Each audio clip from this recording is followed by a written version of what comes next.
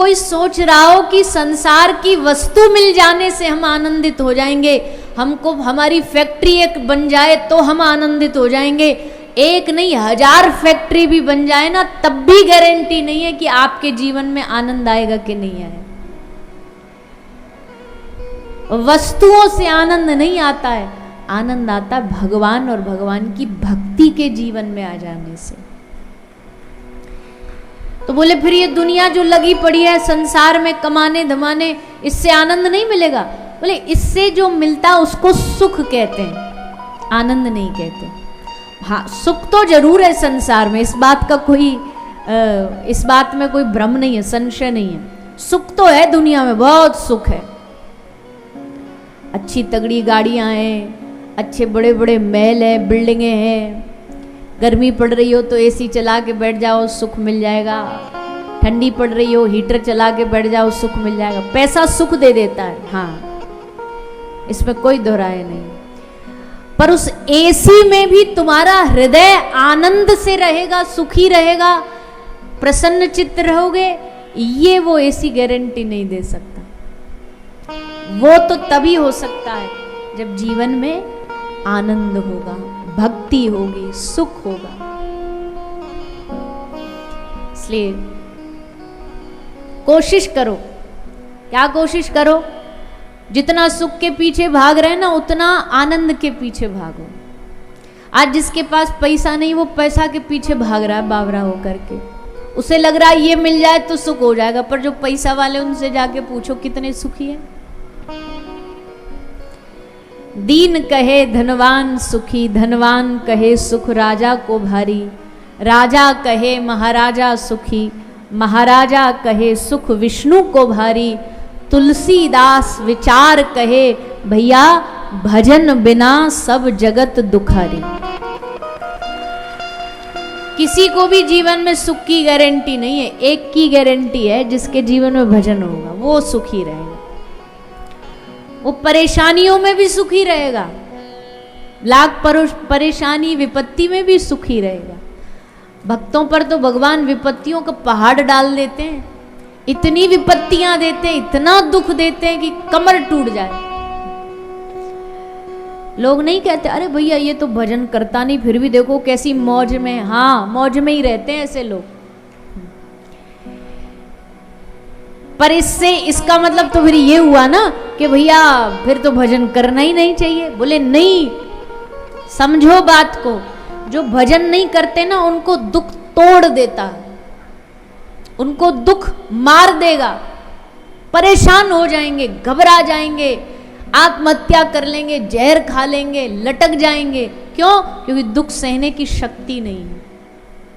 पर जिनके जीवन में भक्ति होगी, दुख का लेवल हाई होगा, पर दुख को सहने का भी भगवान जो उसको ताकत देंगे ना, वो एकदम हाई वाली देंगे। भगवान की भक्ति इतना दुख को सहने की ताकत दे देती है कि दुख में भी वो चलता रहेगा, चरई वेती, टूटेगा नहीं, हारेगा नहीं, थकेगा नहीं, बढ़ता रहेगा, कृष्ण का नाम लेकर आगे चलता रहेगा। कितनी भी विपत्तियां आ जाएं, दुख आ जाएं, उसको भरोसा है हमारे संग में हमारे ठाकुर जी खड़े हैं, हमारे गोविंद खड़े हैं। अब कुछ भी हो जाए हारेंगे नहीं। जिनके जीवन में भजन नहीं, देखो कितना जल्दी हार जाएंगे, कितना जल्दी बिखर जाएंगे। इसलिए हाँ, भक्त के जीवन में दुख बढ़ा करके देते हैं भगवान, पर बढ़ाने के साथ साथ उस दुख को सहने की ताकत भी देते हैं।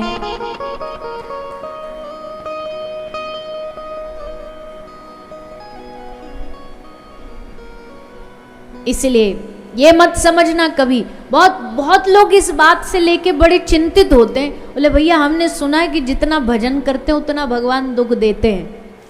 हाँ, इस बात में दोहराया तो कुछ नहीं है तो बात सच्ची। कृष्ण है ही ऐसा, ठाकुर जी है ही ऐसे। ब्रज का कन्हैया टेढ़ा है। अगर तुमने कही ना उससे कि ठाकुर जी बड़े कष्ट दे रहे हमको, तो 4 कष्ट और एक्स्ट्रा दे देंगे, कम नहीं करेंगे, 4 और एक्स्ट्रा दे देंगे। क्यों? बोले कष्ट है तभी तो आयो मेरे डोरे, नहीं तो घर में सो जा तो चद्दर ओढ़ करके। कष्ट है, दुख है, तभी तो मेरे पास आकर के कह रहा है हे प्रभु बचा लो, हे नाथ मेरा साथ दो, मेरे संग रहो। इसलिए 4 और दे देगा। पर भैया ताकत भी देता है, इतनी शक्ति दे देगा, दुख में भी हंसते मुस्कुराते, कब नदी पार कर लोगे पता नहीं लगेगा। इसलिए भक्ति को कोई साधारण मत समझो। भक्ति क्या है? बेहोशी का इंजेक्शन, एनेस्थीसिया सुना है ना? बेहोशी का इंजेक्शन क्या करता है? बोलो बोलो। बेहोश करता है? अच्छा, हमें नहीं पता था। जब एनेस्थीसिया लगाया जाता है, कब लगाया जाता है? किसी का कोई ऑपरेशन करना हो। अब भैया शरीर में दर्द तो सह नहीं सकता आदमी इतना, तो फिर क्या करेंगे? उसको एनेस्थीसिया का, बेहोशी का इंजेक्शन दे देंगे।